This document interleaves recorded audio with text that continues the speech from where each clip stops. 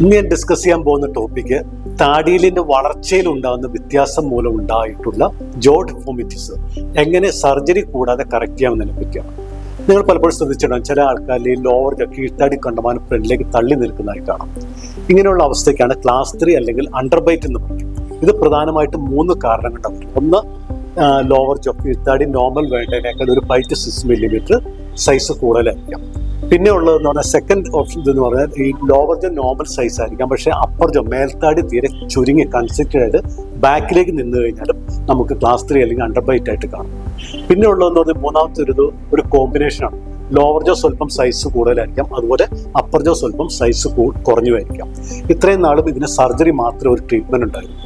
എന്നാൽ ഇന്ന് ഓർത്തോഡോണ്ടിക് ട്രീറ്റ്മെന്റിൽ ഏറ്റവും അഡ്വാൻസ്ഡ് ആയിട്ട് വന്നിട്ടുള്ള മാക്സിലറി സ്കെലിറ്റൽ എക്സ്പാൻഡർ അല്ലെങ്കിൽ മാർപ്പ എന്ന അപ്ലയൻസ് വെച്ച് നമുക്ക് ഈ അപ്പർ ജോ ശരിക്കും എക്സ്പാൻഡ് ചെയ്യാം. അതും ഏത് പ്രായത്തിലുള്ള പേഷ്യൻ്റ് ആണെങ്കിലും നമുക്ക് അപ്പർ ജോ എക്സ്പാൻഡ് ചെയ്യാം. അപ്പർ ജോ എക്സ്പാൻഡ് ചെയ്ത ശേഷം ഒരു ഫേസ് മാസ്ക് എന്നുള്ള ഫ്രെയിം വെച്ച് നമുക്ക് അപ്പർ ജോനെ ഫ്രണ്ടിലേക്ക് പുള്ള് ചെയ്ത് ഒരു 3 to 3.5 മില്ലിമീറ്ററോളം നമുക്ക് ഫ്രണ്ടിലേക്ക് കൊണ്ടുവരാൻ പറ്റും.